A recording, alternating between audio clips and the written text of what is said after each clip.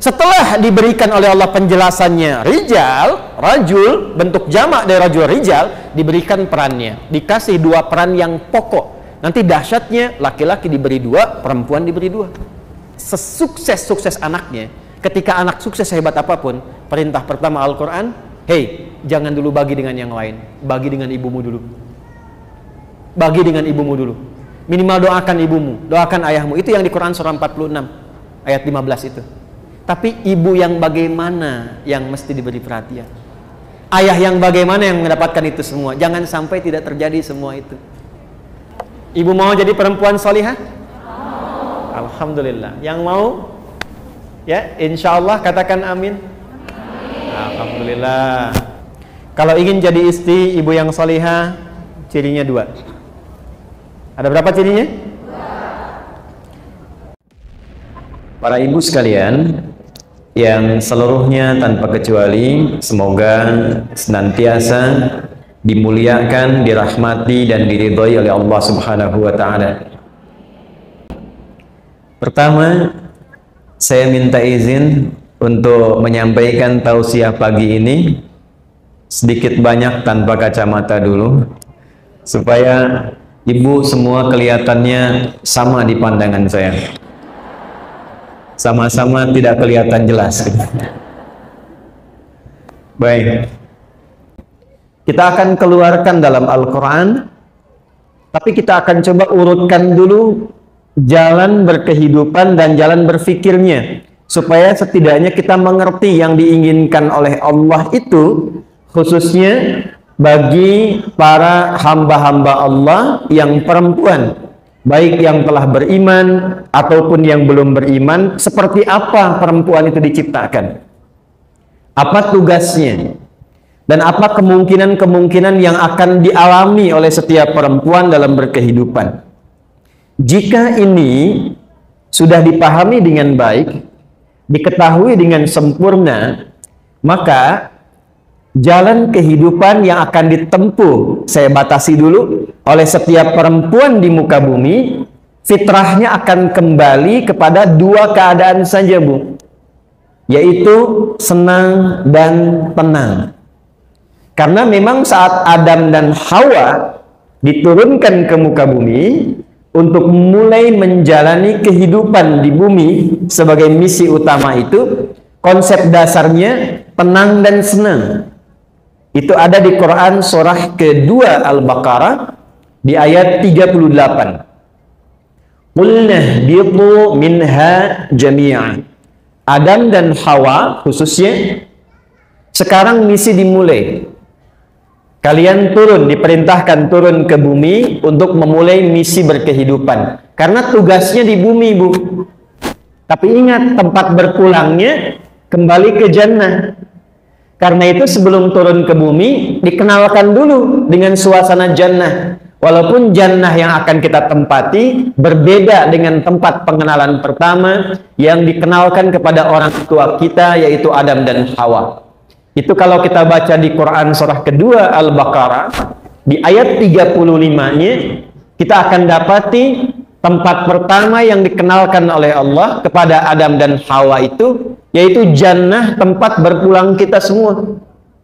Jadi tempat asal kita bukan di sini. Karena itu setiap kita pasti akan meninggalkan bumi ini. Karenanya kalau ada yang sudah berpulang, kan kita sebut meninggal dunia, kan? Dunia itu sifatnya bumi. Jadi arbud itu tempatnya, dunia itu sifatnya. Dari kata dana yadnu dunuwan wa dunyaan, ya, disebut dengan dunia dari kata dana. Dia punya 2 arti. Satu, sesuatu yang sangat dekat, berlangsung cepat, kan? Kayaknya baru kemarin kan kita ada pengajian di sini, sekarang ketemu lagi, ya. Padahal kan sudah 3 tahun, Bu, ya. Tuh, kayaknya baru kemarin selesai. Kayaknya baru kemarin bikin pengajuan program untuk pengajian, tapi kok sudah ngaji lagi berlangsung hari ini. Kayaknya baru kemarin, ya, ketemu sama pasangan masing-masing, ternyata sekarang sudah punya cucu 3, kan? Ya. Atau bahkan lebih, ya. Nah, itulah dunia. Yang kedua, dunuan itu bisa diartikan sesuatu yang punah. Pada akhirnya semua yang dikoleksi itu, semua yang dikumpulkan di dunia, semua sifatnya itu akan punah. Ya, semua sifatnya akan apa? Punah. Ini di depan misalnya ada gelas ini. Kalau didiamkan saja, sampai kapanpun terus berlangsung, pada akhirnya rusak. Punah. Hancur. Dunia ya seperti itu. Nah, sifatnya disebut dengan dunia, tempatnya disebut dengan ardun. Hanya karena ini bukan tempat domisili abadi kita, kita akan pulang. Karena itu setiap yang telah berpulang meninggalkan tempat ini dan sifat dunianya, maka disebut telah meninggal dunia. Jelas? Telah meninggal dunia, disiapkan ia untuk pulang. Nah, tempat yang dikenalkan oleh Allah kepada orang tua kita, Adam dan Hawa. Ingat ya, yang Allah ciptakan itu Adam dan Hawa, bukan Adam dan Hendra, ya? Ingat ya. Baik. Atau Salwa dan Hawa, tidak, tapi Adam dan Hawa. Jadi tempat yang pertama diperkenalkan, kata Allah, wa qulna ya Adamuskun anta wa zaujukal jannah. Jadi jannah itu tempat kita nanti berpulang insya Allah. Ya, tidak cukup dengan amin, kita harus pelajari dulu tuh. Ya. Dan Allah firmankan, demi keagunganku kata Allah, Adam dan Hawa cepat tempati dengan tenang. Uskun itu dari kata sakinah. Karena itu konsep sakinah itu percikan surga yang diturunkan ke bumi. Karena itulah setiap orang yang sudah berumah tangga pasti pengen sakinah. Dan keinginan sakinah itu kadang dituangkan dalam bentuk tulisan, ditempelkan di dinding pintu, dia tuliskan baiti jannati, gitu kan? Ya bacanya baiti ya, bukan Bu Yeti. Baiti jannati, percikannya sakinah. Karena itu nanti uskun di ayat 35 Al-Baqarah nanti ditafsirkan sakinah di surah Ar-Rum. Surah 30 ayat 21. Wa min ayatihi an khalaqalakum min anfusikum azwaja litaskunu ilaiha. Azwaja itu jamak dari kata zauj. Ya Adamuskun wa qulna ya Adamuskun anta wa zaujukal jannah. Nah, itu tempat pulang kita. Berkehidupannya di mana? Di bumi. Jadi ini sementara, Bu. Mempertahankan yang sementara. Awas, hati-hati ya, tolong catat kalimat ini. Mempertahankan yang sementara itu buang-buang energi. Mempertahankan yang sementara itu hal yang tidak logis. Mempertahankan yang sementara itu konsep yang sulit untuk dipahami. Karena logika kita, cara berpikir kita, yang kita terima, yang dikejar itu pasti yang abadi, bukan yang sementara. Saya mau tanya pada ibu, kalau ibu diberikan satu pemberian, pilih yang abadi, pilih yang sementara. Paling gampangnya gini, Bu. Ibu, ini ada mobil di depan ya, Lamborghini, misal. Ini untuk ibu, tapi 2 pekan aja, setelah itu balikin lagi. Atau yang kedua, ini untuk ibu, silahkan pakai selama ibu pengen pakai. Pilih yang pertama atau yang kedua? Yang kedua, idealnya begitu. Tapi kan kebanyakan sekarang pilih yang sementara. Kan? Kan konsep ini kalau sederhananya bahasa Qur'annya begini. Di surah Ad-Duha, walal akhiratu khairul laka minal. Tuh, ayatnya hafal kan? Halo? Hafal ayatnya kan? Dan akhirat itu yang abadi, tempat kita pulang, kata Allah, itu yang utama, itu yang abadi, itu yang lebih baik dibandingkan dengan ula. Ula itu dunia sekarang. Jadi kalau saya tanya ibu, pilih dunia atau akhirat? Masa? Akhirat. Yo, ginilah, gini. Ibu tahu kan, 2 rakaat sebelum subuh itu lebih baik daripada dunia dan seisinya. Baik ya, rakaatul fajri khairum minad dunya wa ma fiha. Menunaikan salat sunnah qabliyah subuh 2 rakaat, itu kata Nabi nilainya di sisi Allah lebih tinggi dibandingkan dengan dunia dan semua isinya. Saya tanya ya, kalau ibu ditawari uang 10 juta, pilih 10 juta atau mengerjakan qobliyah subuh? Masa? Gak yakin saya. Qobliyah subuh. Saya tuh gak yakin karena ibu jawabnya pelan. Qobliyah subuh. Coba ganti ya. Pilih mana? 100 juta atau qobliyah subuh? Suaminya tuh yang di sebelah sana tuh. Tapi realitasnya kan tidak begitu. Ibu pilih qobliyah subuh, tapi suami pilih dunia untuk bekerja.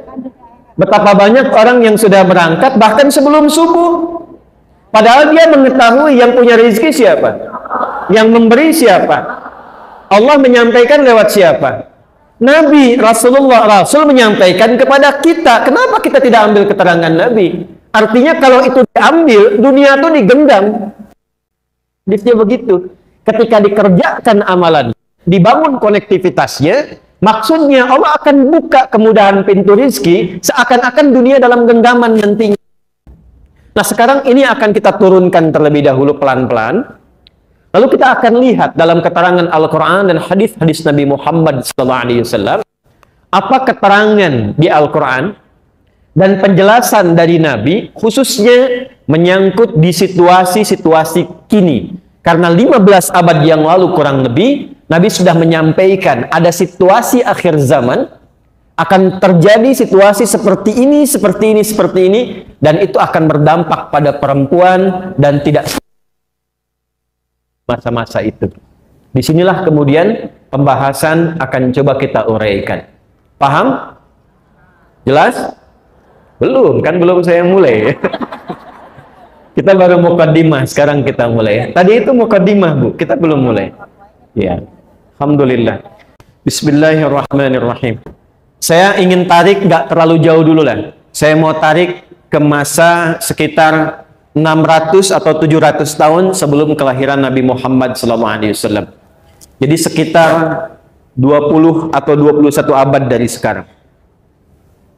Ibu sekalian, kita akan bersama memulai dengan Quran surah ketiga dulu. Al-Imran ayat 33 sampai dengan 37. Yang ada mushaf boleh dibuka, posisi paling kiri dari agak sedikit ke atas sampai ke bawah. Quran surah ketiga Al-Imran ayat 33 sampai 37. Innallaha astafa Adam. Ada ayatnya? Baik. Wa Nuha ala Ibrahim wa ala Imran alal alamin. Ada ayatnya?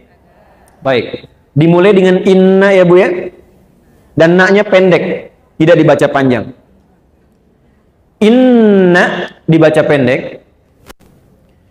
Itu dalam ilmu nahwu disebutnya huruf taukid yang berfungsi menguatkan satu informasi. Bahasa Arabnya begini.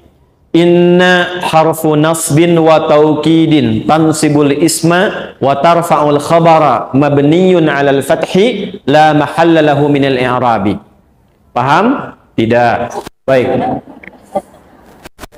Inna harfun nasb wa taukidin. Inna itu huruf nasab dan taukid. Kalau belajar nahwu standar, nasab itu artinya huruf yang menjadikan kalimat setelahnya berharakat fathah atau kasrah kalau jamak. Tapi kalau kita ngaji ilmu balaghah, cabang ketiga di bahasa Arab, nasab itu artinya begini, Bu. Nasabar rajulu asahu fil ardi, menancapkan sesuatu dengan kuat sampai tidak goyah. Jadi kalau ada tongkat ditancapkan di bumi, di tanah, kuat sekali sampai tidak goyah, itu nasab namanya. Jadi kalau ada huruf di Al-Quran, informasi ayatnya dibuka dengan inna, Seakan Allah ingin mengatakan begini, hei, tancapkan informasi ini dalam kolbumu dengan kuat, jangan sampai goyah. Kuatkan pada dirimu. Jelas? Nah, kemudian yang kedua, ini pun nanti alamatnya fathah. Fathah itu kalau kita ngaji fikih lughah, sesuatu yang dibuka untuk menyampaikan sebuah inspirasi. Ada hikmah yang ingin disampaikan. Contoh gini, nanti ada beberapa ayat di Quran misalnya, bukan karena sorof atau nahunya saja, karena memang ada hikmahnya. Ibu kalau buka lompat sebentar, Quran surah ke-21, Al-Anbiya, ayat ke-83. Ibu kenal Nabi Ayub ya? Ya, kenal di mana? Ya. Nabi Ayub kan diuji dengan penyakit, Bu ya? Baik, semua anaknya wafat kan? Asetnya habis semua ya? Ayatnya ketika diperkenalkan pada kita dibuka dengan fathah. Wa ayyuba. Bukan wa ayyubu, bukan wa ayyubi. Wa ayyuba. Ya, idnada rabbahu anni massaniyadh-dhurru wa anta arhamur rahimin. Perhatikan, cara menerjemahkannya begini. Wa ayyuba, dan kami buka kisah Ayub ini untuk menjadi inspirasi bagi orang-orang yang diuji dengan penyakit. Separah apa sih sampai mengeluh? Separah apa sih sampai menjauh dari Allah? Separah apa sih bahkan sampai menyalahkan Allah? Sedangkan Ayub diuji penyakit alaihi salam yang tidak pernah dialami orang sebelumnya dan tidak akan dirasakan orang setelahnya. Jadi kalau kita mampu belajar dari Nabi Ayub ini, kata Allah, aku akan sembuhkan penyakit seberat apapun seperti Ayub alaihi salam pernah disembuhkan. Jelas? Nah, kalau kita kembali ke Ali Imran di ayat 33, ayatnya seakan ingin berkata begini, hei, tancapkan dalam hatimu dengan kuat, jangan ragu. Akan dibuka kisah tentang orang-orang terpilih yang setiap perjalanan hidupnya akan jadi inspirasi bagi setiap orang-orang setelahnya.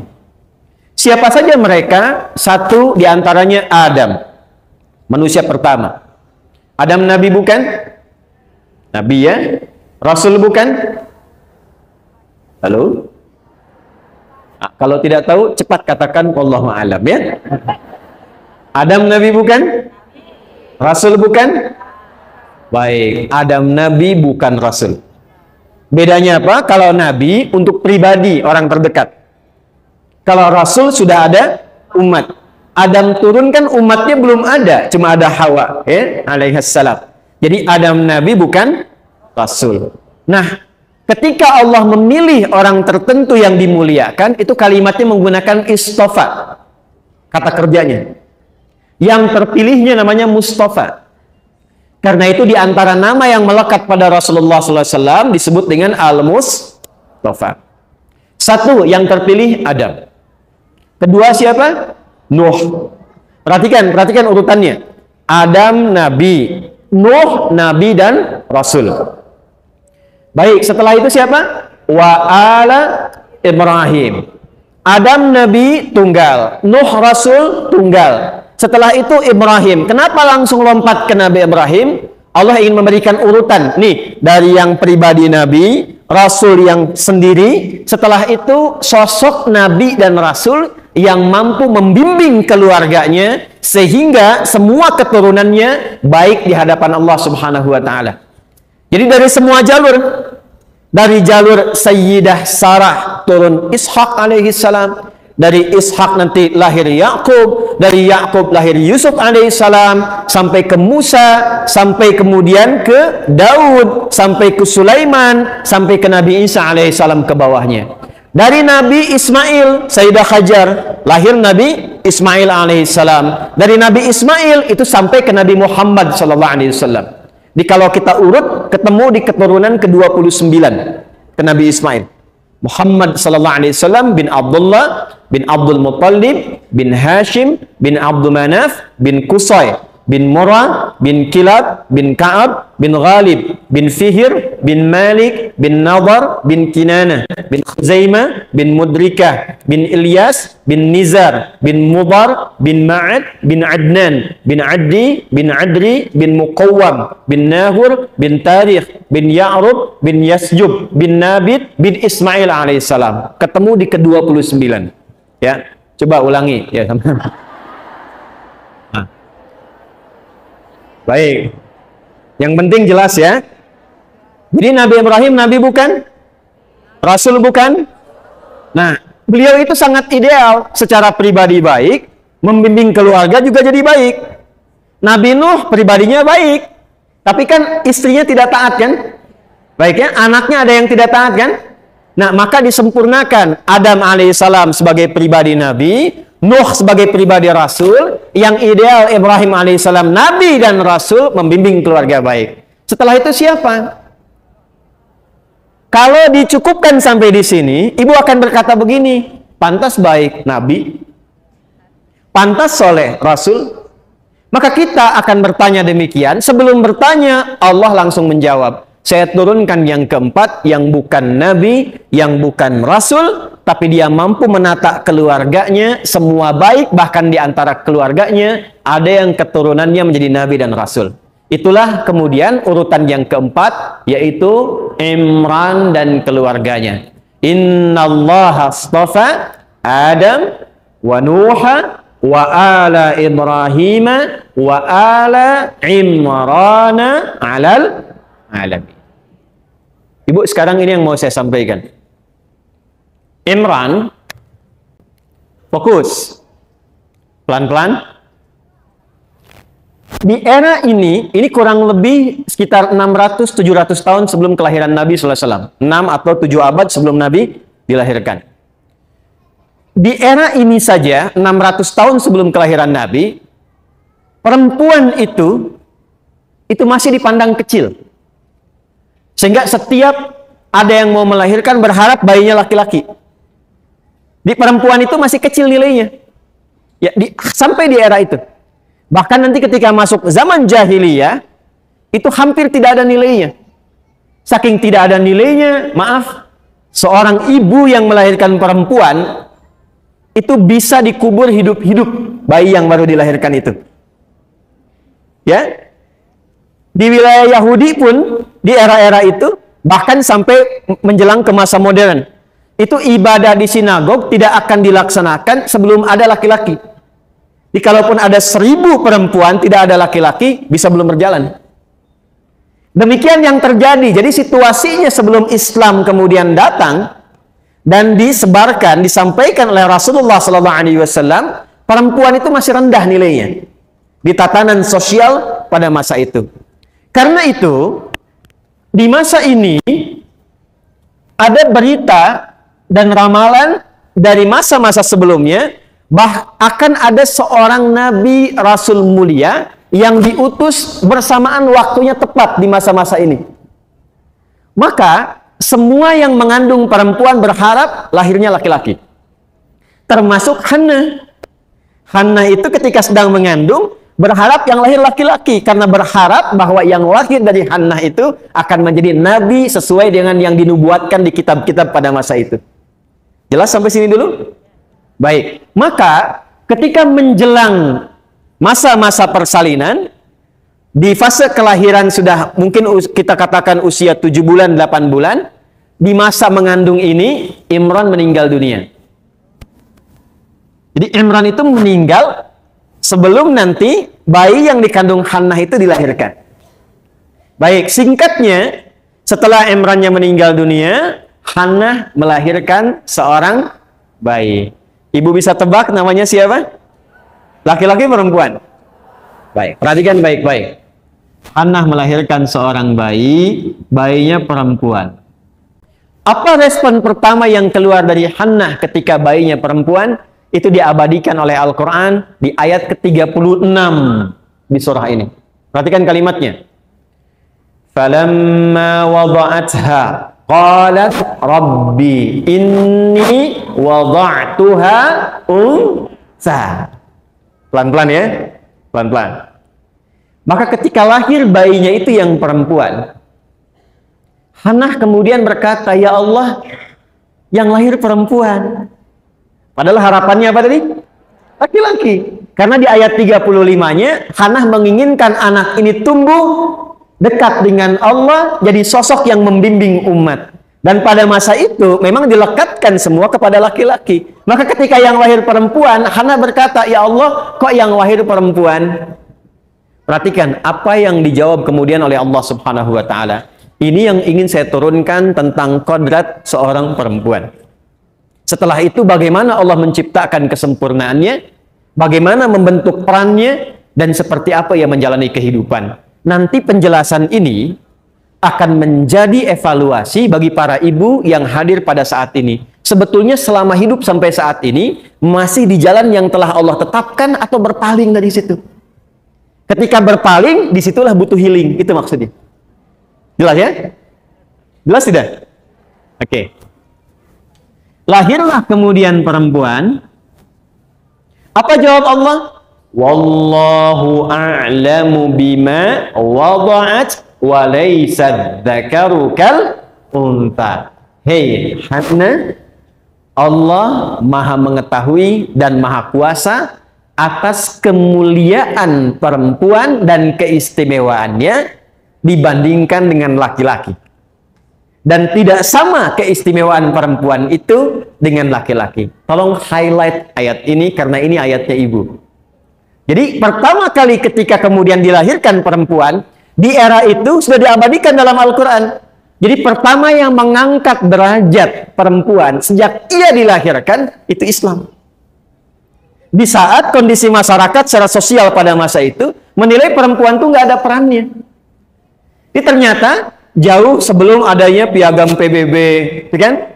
Ada HAM, ada kesetaraan dan sebagainya. Islam sudah jauh-jauh hari menyampaikan bahwa ketika Allah menciptakan perempuan, ada sifat keadilan yang dilekatkan oleh Allah dan mencipta perempuan sama istimewanya dengan laki-laki dengan peran yang berbeda.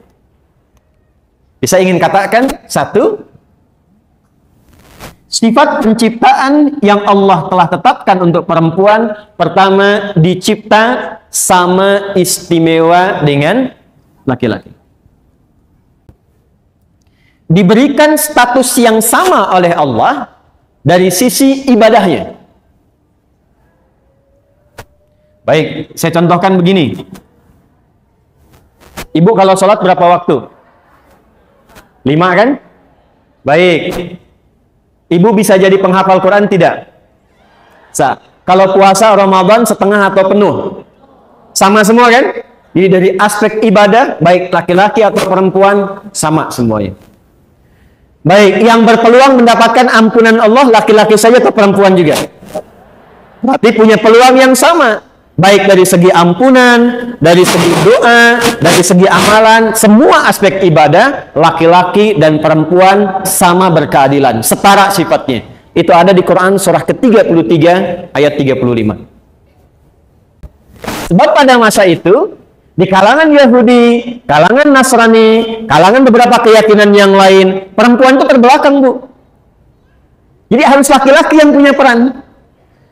Yang jadi pembuka agamanya, laki-laki. Yang jadi pakarnya, laki-laki. Ya, yang optimal untuk memohonnya, laki-laki. Ketika Al-Quran kemudian diturunkan, kata Allah, hei, perempuan pun punya kesempatan yang serupa dengan laki-laki dan peran yang sama dalam konteks apa? Ibadah. Jelas di sini? Oke. Ibu sekalian, sejak era itu sampai ke jahiliyah, bahkan dalam peran rumah tangga pun, itu perempuan tidak punya nilai. Artinya kalau ingin dinikahi, ya digauli begitu saja.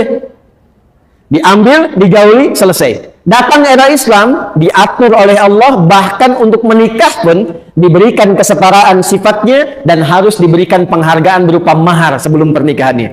Turun Quran surah keempat, ayat yang keempat. Wa atun nisaa sadaqatihinna nihlah. Masuk ke bab rumah tangga. Saya mau tanya pada ibu. Ibu, kalau ada anak ingin berbakti kepada kedua orang tua, siapa yang diutamakan terlebih dahulu? Ayah atau ibu? Ibu. Ayah atau ibu? Ayah atau ibu? 3 kali kan disebutkannya? Nabi menyebutkan ummak, baru abah. Para ayah yang di bawah tenang ya, nanti pengajian bapak-bapak saya sebutkan yang lain kisahnya. Lihat sini. Dan di Quran pun begitu. Ketika diminta berbakti kepada kedua orang tua, ibu dulu perjuangan yang disebutkan. Kalau ibu buka Quran surah ke-31 ayat 14. Ibu didahulukan. Quran surah 31 ayat 14 dan Quran surah 46 ayat 15. Wa wasfainal insana biwalidayhi. Di Quran surat Luqman, hamalathu ummu. Pelan-pelan ya. Ibunya dulu. Karena itu komentar sahabat Ali bin Abi Thalib radhiyallahu taala anhu ketika ditanya apa yang dimaksud sabda Nabi ibu disebutkan 3 kali sementara ayah sekali, kata Ali bin Abi Thalib radhiyallahu taala anhu, karena ibu itu, perempuan itu melalui 3 fase yang tidak pernah dialami oleh laki-laki. 1, mengandung. Ada laki-laki yang mengandung? 2, melahirkan. Ada laki-laki yang melahirkan? 3, menyusui, memberikan ASI. Ada laki-laki yang memberikan ASI, menyusui? Tidak ya? Maka ibu disebutkan 3 kali dibandingkan dengan laki-laki 1 kali. Dari semua ini, yang ingin saya sampaikan adalah, sebelum saya sampai ke situ, yang terakhir. Ibu pernah dengar nggak kisah seorang pemuda yang akan berjihad? Setelah dia berangkat ke lapangan, temannya mengadukan. Kata kawannya, ya Rasulullah, ibunya si fulan itu sedang menangis karena ia belum mampu melepas anaknya berangkat berjuang. Maka apa respon Nabi? Kata Nabi, panggil anak itu. Ketika anaknya datang, perhatikan komen Nabi. Irji, kamu pulang dulu. Buat ibumu tertawa seperti engkau telah membuatnya menangis. Bahkan kalau dibandingkan dengan jihad militer pun, itu ternyata bakti pada ibu itu bisa di atas jihad fi sabilillah dalam konteks perjuangan militer. Statusnya dinaikkan dalam konteks jihad. Saya mau tanya begini. Dengan semua uraian ini, perempuan mulia tidak? Baik. Istimewa tidak? Jadi ketika perempuan itu nilainya dipandang rendah di masa-masa itu, sampai ke era jahiliyah, itu kasusnya satu persatu dirinci oleh Allah, diturunkan ayat dan dirubah, dibalik cara berpikirnya. Yang tadinya nggak dapat warisan, turun ayat tentang waris. Perempuan masuk di dalamnya. Nanti ada An-Nisa ayat yang ke-11 sampai dengan 13. Yang tadinya nggak dapat mahar, turun ayat mahar. Yang tadinya anak bisa durhaka pada orang tua, turun ayat bakti. Hampir semua ayat-ayat yang turun tentang perempuan mengangkat derajat perempuan yang sebelumnya direndahkan di kalangan manusia. Paham sudah sampai sini? Kesimpulan terbesarnya adalah pertanyaan. Dari semua apa yang Allah berikan ini, artinya, apakah Allah sayang atau tidak pada ibu? Kita sepakat dulu ya. Saya ulang nih, Allah sayang atau tidak? Baik. Kalau Allah sudah sayang, kenapa hamba yang disayang itu berpaling darinya? Itu poinnya. Ibu kalau sayang pada anak, sayang tidak, Bu? Saya ulangi, sayang atau tidak? Sayang atau tidak? Kalau anak yang ibu sayangi durhaka kepada ibu, apa respon ibu? Oh. Jadi kesimpulan terbesar dari sini, artinya, yang ingin saya katakan dari panjang lebar saya uraikan, Allah menyayangi hambanya dan termasuk di dalamnya perempuan. Mau sifatnya sebagai seorang anak, istri, ibu, nenek, dan semua sifat-sifat yang lainnya. Sepanjang dia perempuan, dia tidak keluar dari nilai dan kasih sayang Allah Subhanahu wa Ta'ala yang disebut dengan rahmat tanpa batas itu. Nah, ini pembuka yang kedua.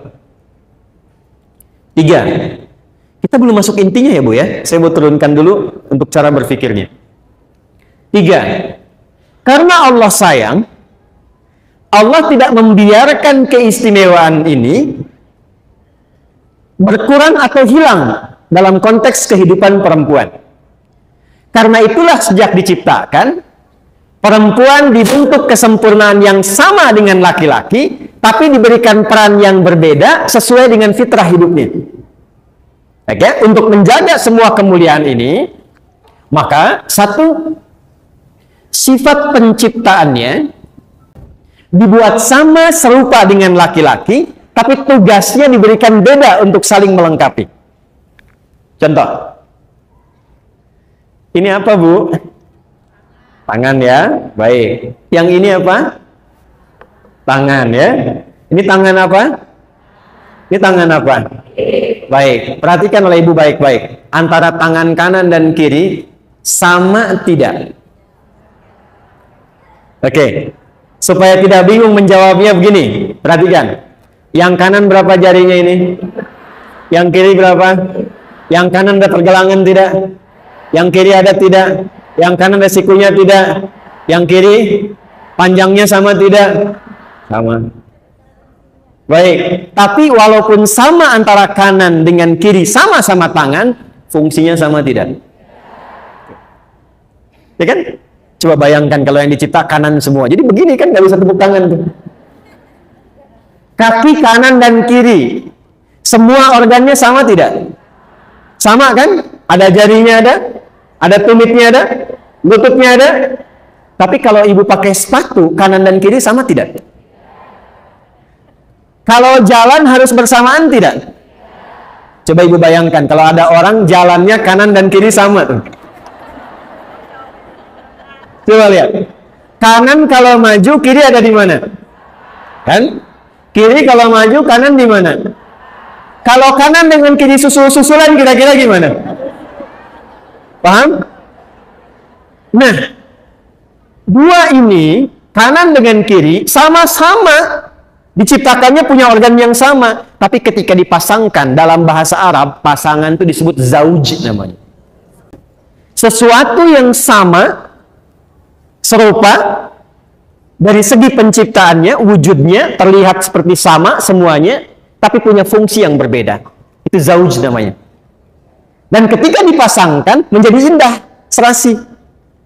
Saya mau tanya pada Bapak Ibu, ya, Bapak untuk yang di luar, walaupun mungkin jawabannya kecil, Ibu untuk yang banyak berada di dalam ruangan ini. Perhatikan baik-baik. Saat Adam dan Hawa diminta oleh Allah masuk ke surga, di Al-Baqarah ayat 35 itu, keduanya disebut apa? Zauj. Kembali ke Al-Baqarah ayat 35. Wa qulna ya Adamuskun anta wa zaujukal jannah. Ketika disebut zauj, artinya dalam penciptaan Allah tidak membedakan, sama-sama sempurna. Karena itu baik Adam ataupun Hawa, saya, Adi ataupun ibu, siapapun namanya, disebut dengan nama yang sama dari penciptaan, namanya insan. Laqad khalaqnal insana fi ahsani taqwim. Surah 95 di ayat yang keempat. At-Tin ayat yang keempat. Wat-tini waz zaitun wa turisi wa hadzal baladil laqad khalaqnal insana fi ahsani. Jadi baik saya laki-laki insan, ibu perempuan pun insan. Dalam konteks insan, kita diciptakan sama-sama sempurna. Jelas? Tapi karena disebut zauj, walaupun sama-sama manusia, sempurna penciptaannya, tapi perannya berbeda. Nah, peran ini yang penting oleh setiap perempuan untuk diketahui ketika dicipta menjadi perempuan, perannya apa? Baik posisinya sebagai anak, istri, ibu, nenek, apapun itu, apa sih perannya perempuan untuk saling menyempurnakan dengan laki-laki? Ini yang akan kita turunkan, dan jangan berpaling dari peran itu. Ketika seorang perempuan berpaling dari peran itu, ini yang butuh healing. Ini yang jadi persoalan. Apalagi kalau nanti yang perempuan mengambil peran laki-laki. Tangan yang kanan ingin mengambil peran tangan yang kiri. Kaki kanan ingin mengambil peran kaki yang kiri. Ibu kalau keluar dari sini cobain deh Bu ya. Kaki yang kanan pakaiin sendal yang kiri. Tukar aja, kira-kira gimana rasanya jalannya? Ya, hidup juga begitu. Kalau perempuan mengambil peran yang laki-laki akan tidak enak. Laki-laki mengambil peran yang perempuan akan tidak nyaman. Apalagi nanti Nabi sudah sampaikan akan ada satu masa, bukan cuman peran, laki-lakinya pengen jadi perempuan, perempuannya pengen jadi laki-laki. Itu yang akan makin repot nantinya. Jelas sampai sini? Baik. Ya, kalau sudah paham sampai dengan ke sini, mari kita turunkan peran apa yang diberikan oleh Allah kepada perempuan. Satu, kita ambil yang di rumah tangga dulu. Kalau yang sama, kita tidak perlu banyak bahas. Sholat, sama-sama sholat kan? Laki-laki khusyuk, perempuan juga khusyuk. Puasa, dari mulai subuh sampai ke apa? Maghrib. Saya kan perempuan Ustadz, sampai asar aja. Tidak. Ya, tetap dari subuh sampai dengan ke maghrib. Jelas sampai sini? Baik. Kalau sholat juga sama, dari takbir sampai dengan salam. Nggak bisa karena ibu perempuan misalnya saya sampai ruku aja. Saya sudah jadi nenek, saya sampai tahiyat aja misalnya. Tidak. Sama semua dari takbir sampai dengan salam. Yuk, sekarang kita ambil peran yang spesifik. Rumah tangga. Dari namanya udah beda kan? Kalau ada suami, perempuan jadi apa? Itu. Udah beda kan? Di sini ada suami. Di sini ada apa? Kalau di sini ada ayah, di sini ada siapa? Yo, kan? Di sini ada kakek, di sini ada siapa? Masya Allah, luar biasa. Nenek itu kan cucunya baru satu kan? Ya kan? Kalau dua apa? Nenek. Lihat sini. Dah, fokus. Lihat sini. Ini contoh yang kecil dulu. Nanti yang menjelang kiamat kita turunkan hadisnya. Yang kecil dulu nih. Quran surah keempat, An-Nisa, ayat 34. Ketika masuk spesifik pada peran yang berbeda, walaupun saling menyempurnakan, maka ikuti peran itu. Kalau berpaling dari peran itu yang butuh healing nantinya. Karena akan muncul persoalan yang sebetulnya nggak perlu terjadi. Yuk kita masuk Quran surah keempat ayat 34. Ada ayatnya? Paling kiri sebelah atas di mushaf. A'udzubillahi minasyaitonirrajim. Ar-rijalu qawwamuna 'alan nisa bima faddalallahu ba'dahum 'ala ba'dhin wa bima anfaqu min amwalihim. Stop sampai situ dulu. Itu laki-laki. Nah, sekarang masuk ke rumah tangga. Berarti di sini laki-laki jadi apa? Suami kan? Peran suami disebut oleh Allah dengan satu, namanya aja udah beda. Ar-rijalu, rijal. Ibu tahu artinya rijal apa? Bukan, iya rijal pasti laki-laki. Laki-laki itu apa? Rijal. Rijal itu apa? Laki-laki. Ya. Bu. Rijal jamak dari kata rajul. Ya? Rajul seakar dengan kata rijlun. Sifatnya rajuliyah. Namanya rojali. Ra, jam, jim, lam. Ini kalau tanpa harokat bisa dibaca rajulun, bisa dibaca rijlun. Sifatnya rajuliyah. Asal kata ra, jim, dan lam itu artinya awalnya sesuatu yang kuat, kokoh. Kenapa kaki disebut rijlun? Karena sifatnya lebih kuat, kokoh dibandingkan dengan tangan. Dua, kata ra, jim, dan lam itu menunjuk makna sesuatu yang menjadi topangan. Baik, tempat kita menopang, bertopang tubuh kita apa? Kaki kan? Kalau kakinya bermasalah, susah kan ya? Baik. Nah, kalau kita ambil katanya menjadi rajulun, maka semua makna kuat, menjadi topangan, berwibawa, kalau dijamakkan menjadi bentuknya rijal. Artinya, seorang laki-laki memang desain penciptaannya dicipta oleh Allah dengan tubuh yang kuat, lebih kuat dibanding dengan perempuan pada fitrahnya.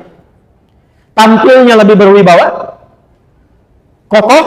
Karena itu semua yang melekat pada laki-laki, baik suaranya, beda bu. Laki-laki dengan perempuan beda suaranya. Fisiknya, tampilannya lain. Untuk menandakan kekokohan itu, dia ada kumisnya, ada jenggotnya misalnya.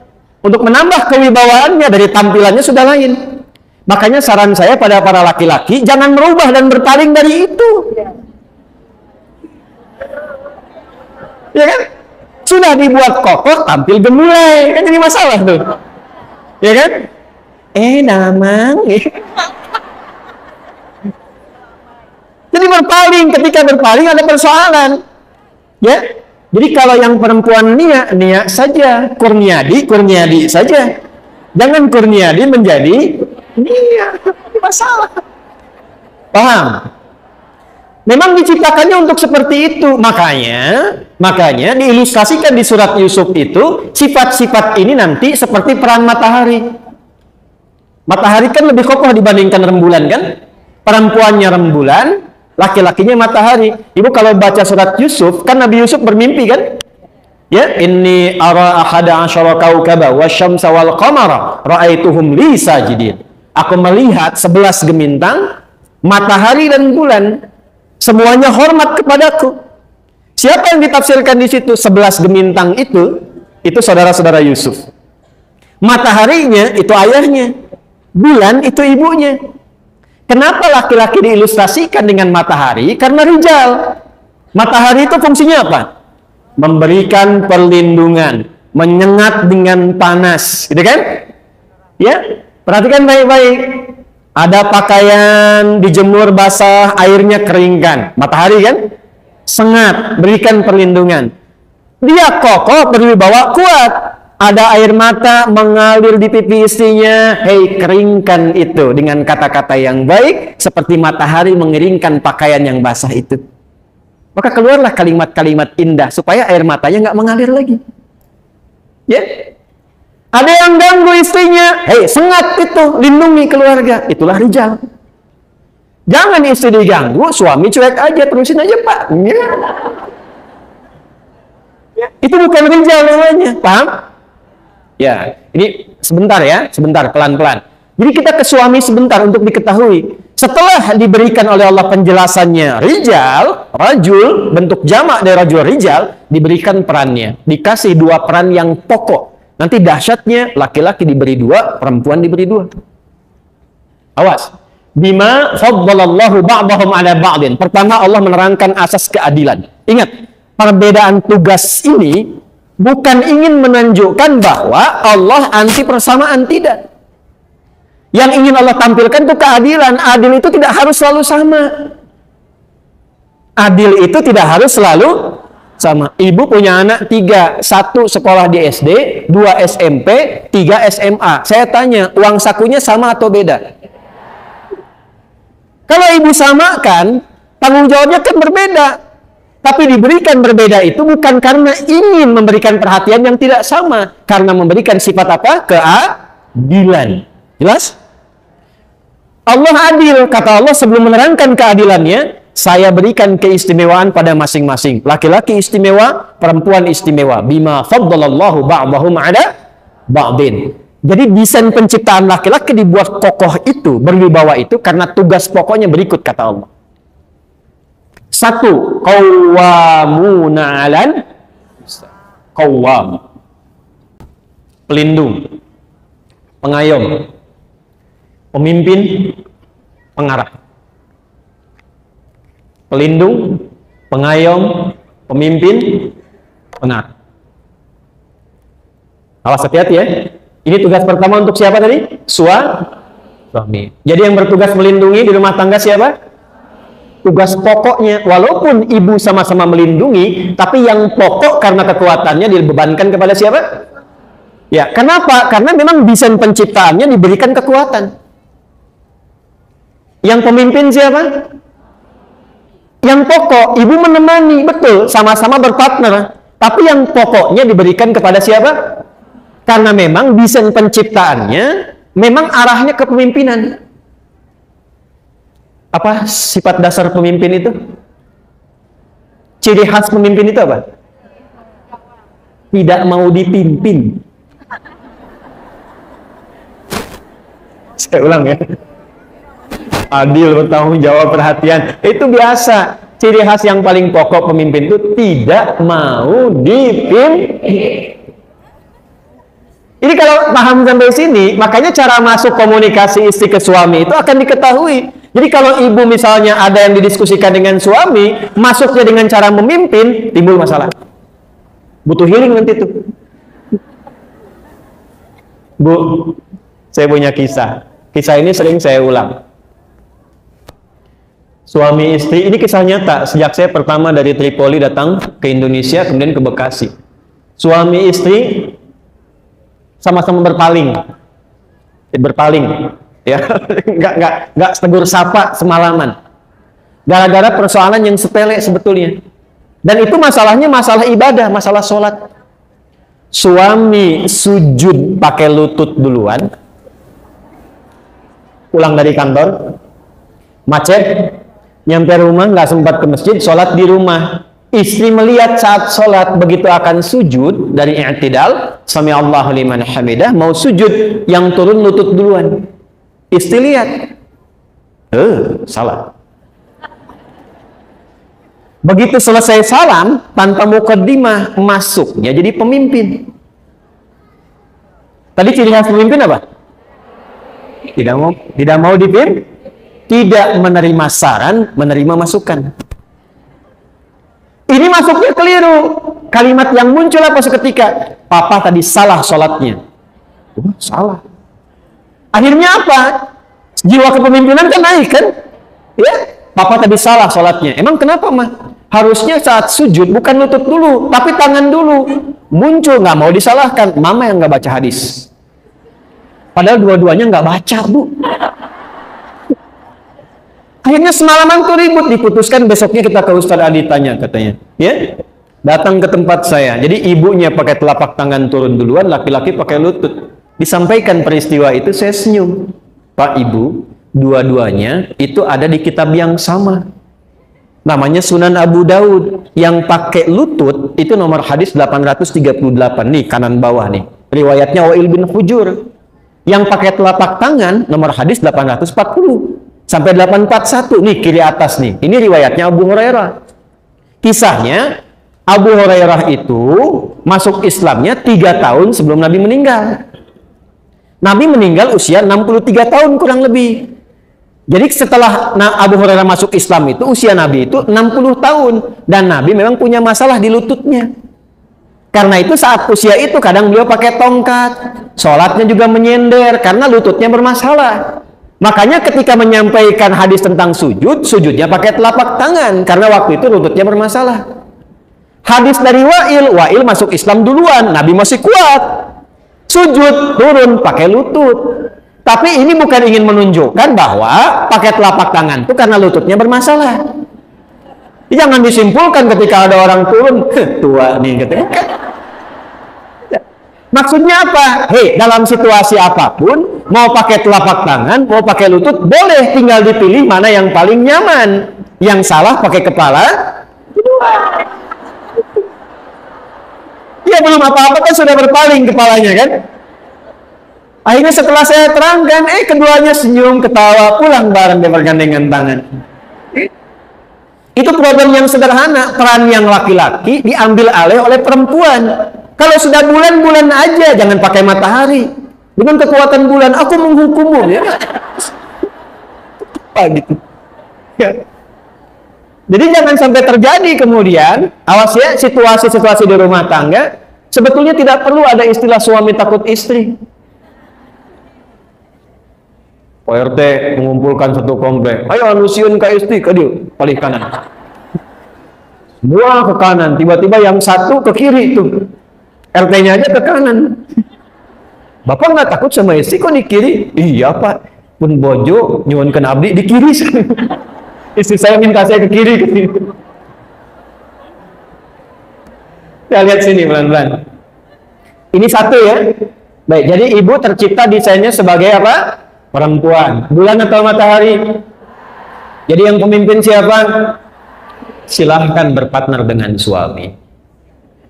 Ada sesuatu tentang anak, masuk lewat masukan. Jangan jadi pemimpin. Pak, masukin aja ke sini, Pak. Pasti nggak ngerti. Ini urusan begini-begini. Nanti naik tuh. Ya, Perang Dunia Ketiga mulai persiapan. Masuk dengan kalimat-kalimat yang indah, berikan perannya, maka di situ suasana ketenangan akan tercapai. Dua, pelan-pelan. Saya belum masuk ke yang perempuan. Ini yang pokok dulu. Wa bima anfaqu min amwalihim. Dan karena Allah menugaskan para suami mencari nafkah. Ini yang paling penting nih. Yang cari nafkah siapa? Yang cari nafkah siapa? Yang kerja siapa? Uangnya punya siapa? Uang istri, uang suami punya? Ya, terserah ibu aja deh.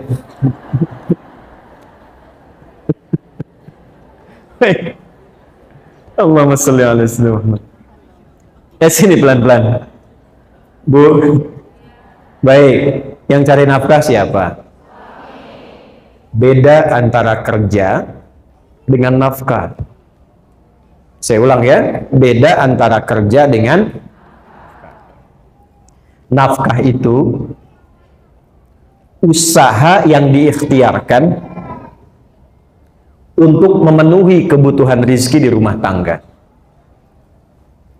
Usaha yang diikhtiarkan untuk memenuhi kebutuhan rizki di mana? Bentuknya beragam jenis pekerjaan. Tapi tidak semua pekerjaan itu sifatnya nafkah. Wah, ini mulai serius nih. Tidak semua pekerjaan itu sifatnya apa? Karena nanti perempuan pun diperkenankan untuk beraktivitas dalam bentuk pekerjaan-pekerjaan dengan dua syarat utama nanti. Satu, bukan dipahami sebagai nafkah. Yang kedua, tidak mengganggu stabilitas di rumah tangga yang mengabaikan tugas-tugas pokoknya. Nanti saat masuk ke tugas pokok perempuan kita akan bahas itu. Kalau keluar dari sini sengaja bekerja misalnya dan dipahami sebagai nafkah, maka pasti, saya katakan pasti akan muncul persoalan-persoalan di rumah tangga.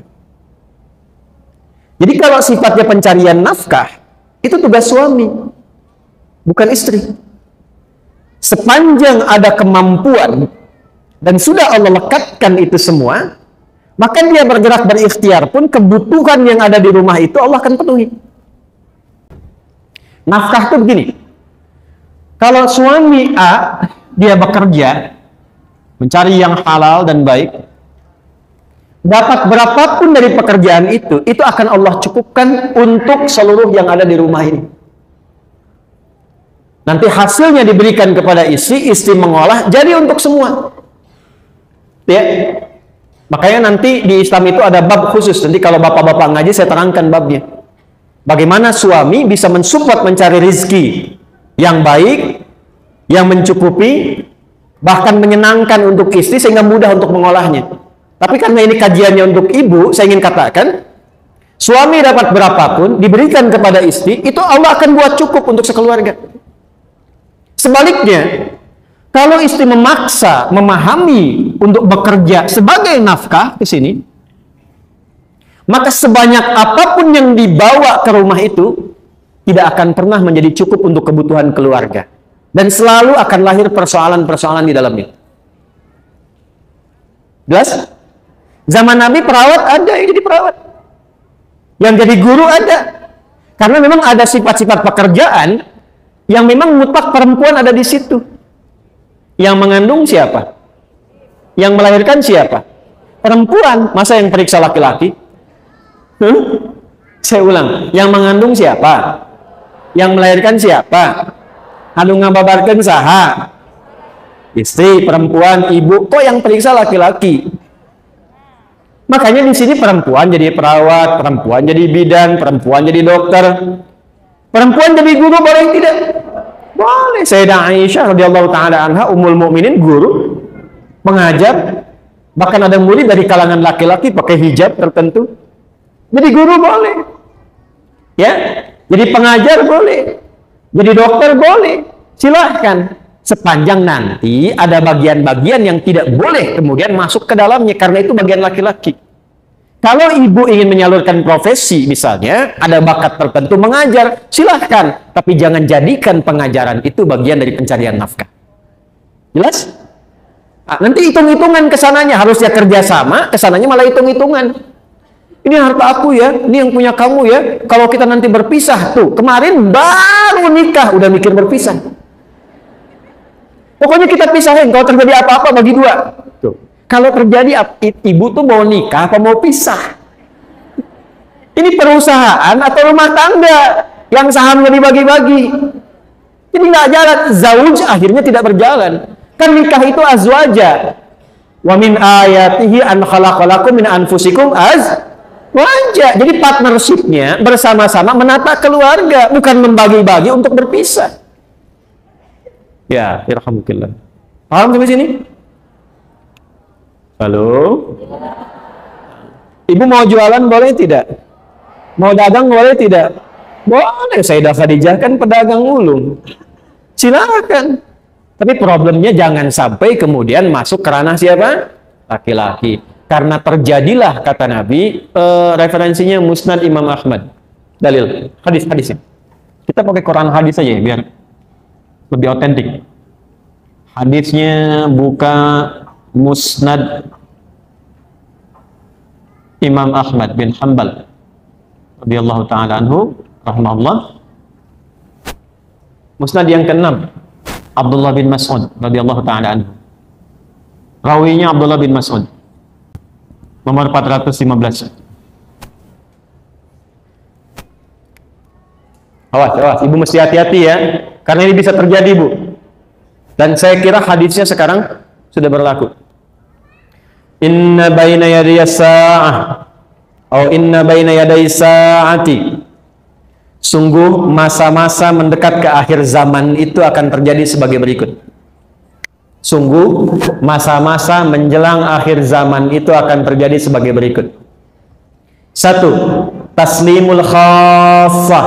Terjadi gerakan eksklusivisme. Apa Ustaz eksklusivisme itu? Cara pandang yang mengkhususkan sesuatu di semua aspek. Jadi kalau bergaul sama golongan ini aja, yang itu nggak bisa berbaur. Kalau mengaji khusus ini aja, nggak bisa campur dengan yang lain. Bahkan untuk memberi salam pun pada golongannya aja, yang bukan golongannya tidak disalami. Itu kata Nabi. Sekalipun dia sama-sama muslimah. Assalamualaikum ukhti. Apa ya? Ibu kan masih bid'ah. Hah? Jadi yang dulunya afsus salam kepada siapapun tebarkan rahmat, kasih sayang, salam. Ibu dulu kan kalau bertemu masih Assalamualaikum ya. Temu saya di Timur Tengah itu masuk angkot aja Assalamualaikum. Ya. Assalamualaikum. Waalaikumsalam. Kalau sekarang kan masuk angkot Assalamualaikum bawa kotak kan. Nah, ini akan terjadi gerakan yang terbatas kata Nabi. Dekat-dekat akhir masa itu sudah nggak kenal lagi silaturahim yang luas. Mulai terputus. Kemudian yang kedua apa? Ini yang terkait dengan penjelasannya.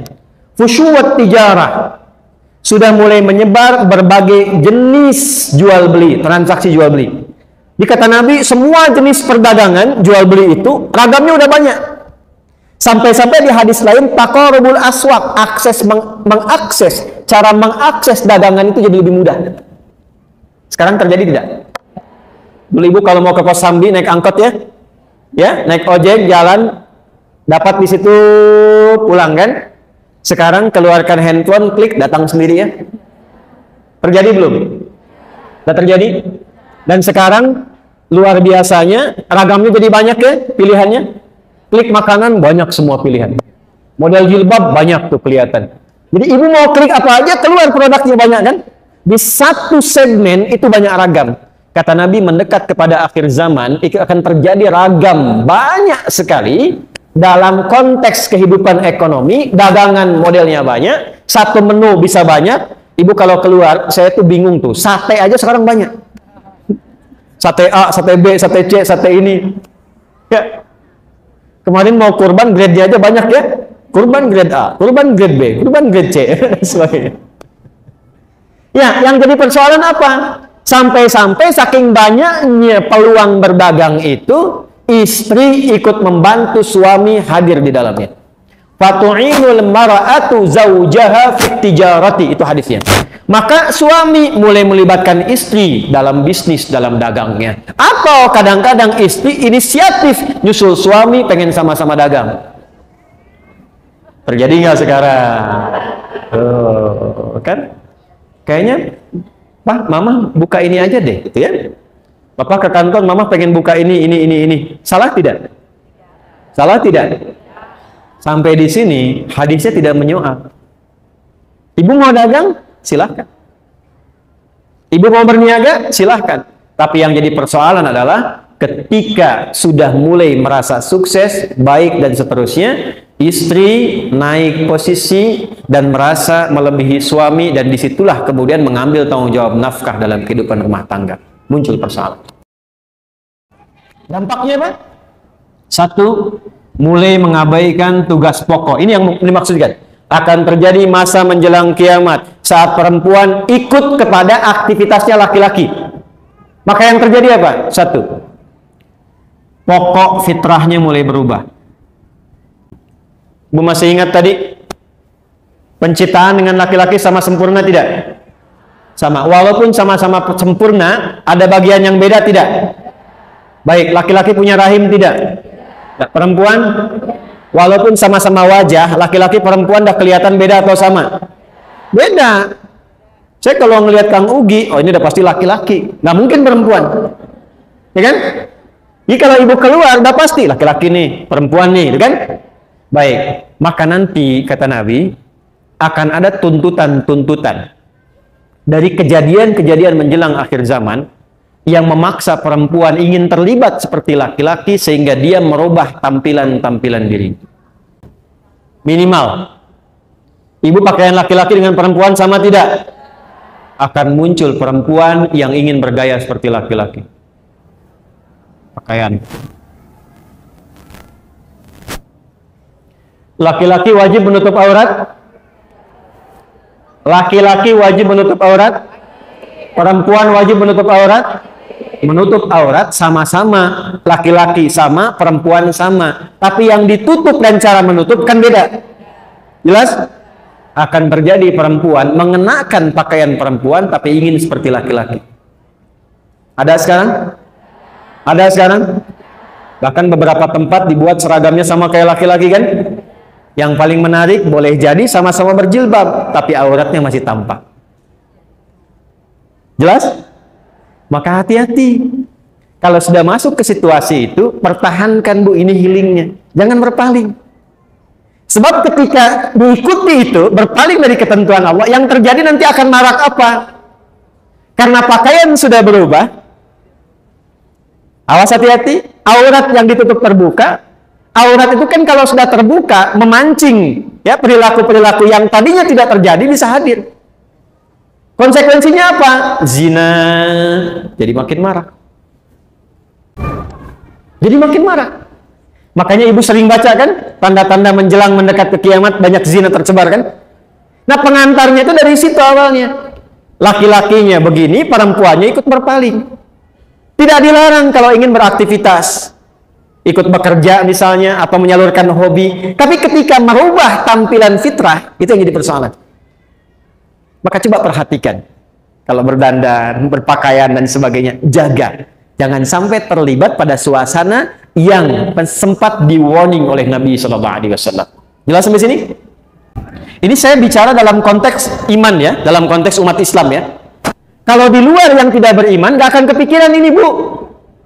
Gak akan kepikiran. Makanya kalau ibu ke barat, di Amerika, di Eropa, kan, agama itu dianggapnya biasa seperti budaya.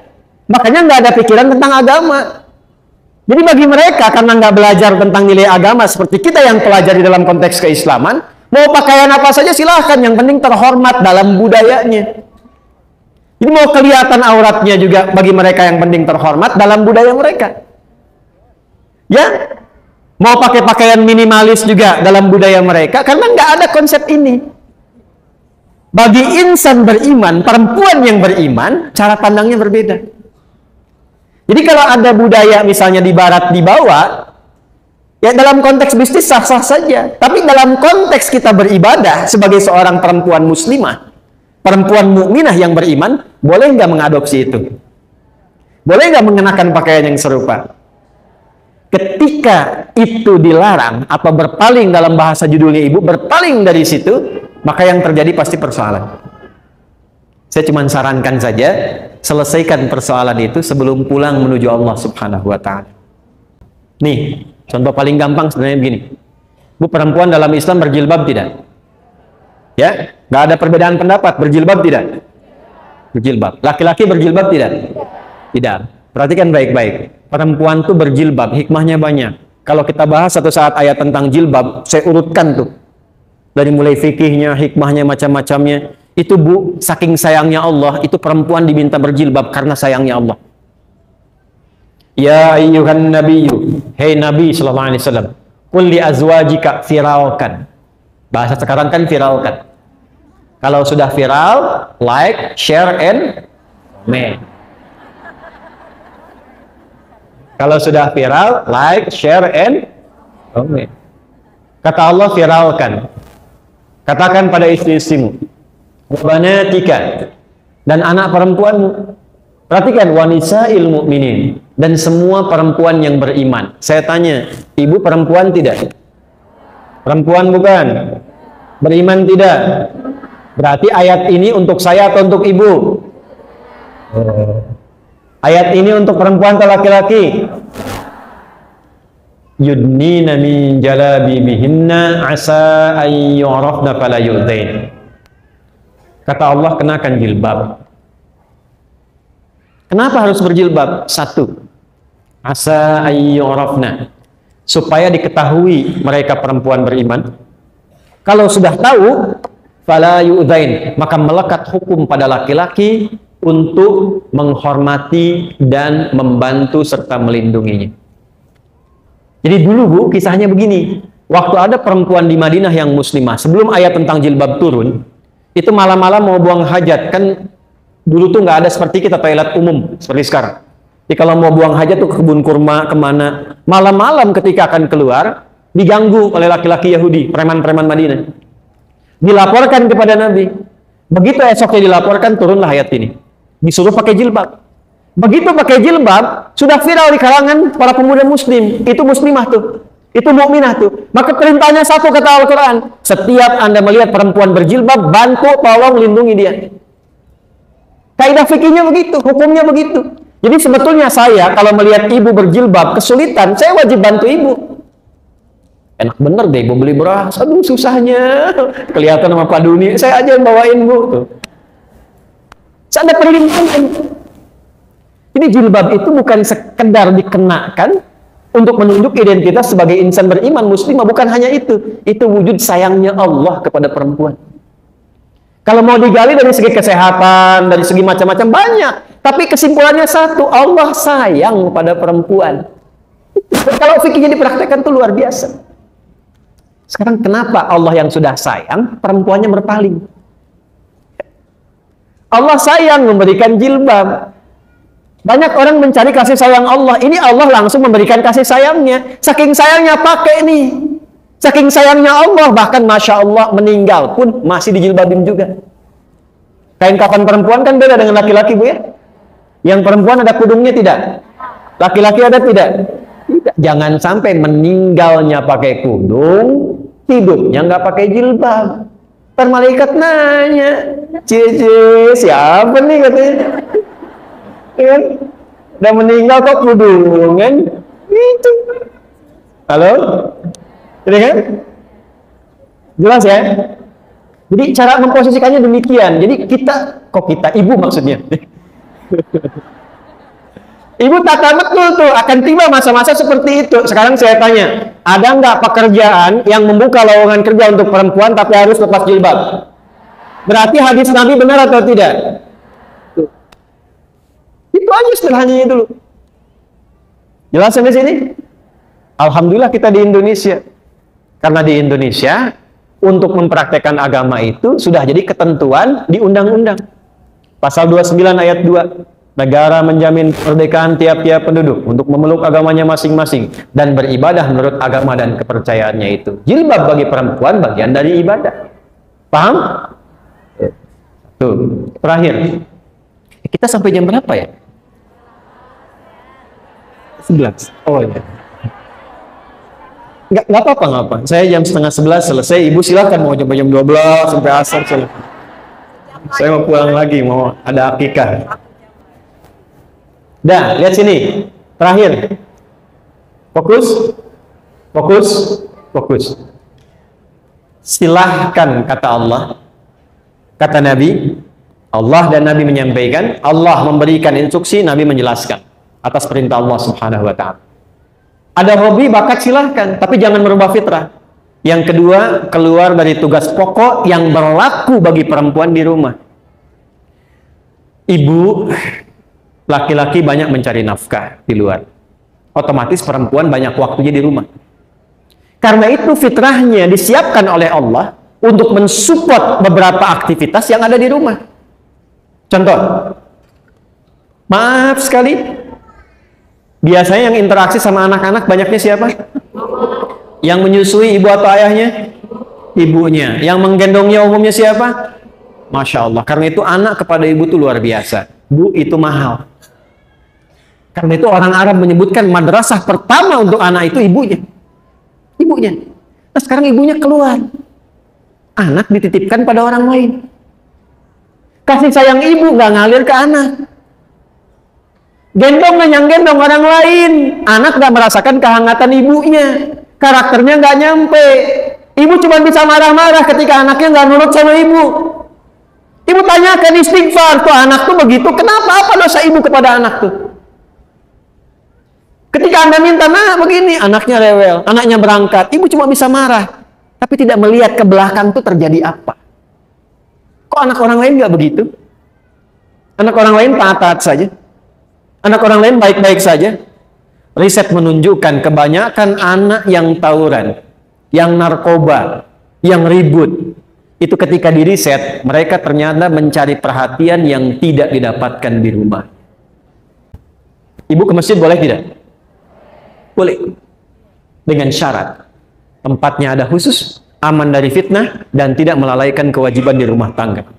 Ada anak minta ASI pada ibu. Ibu nggak boleh. Sebentar ya, mama subuh 2 rakaat, bentar balik lagi. Nggak bisa. Dosa malah. Ibu sholat di rumah, dan ketika sholat di rumah demi memenuhi kebutuhan yang di rumah juga, itu sama nilainya dengan suami yang ke masjid.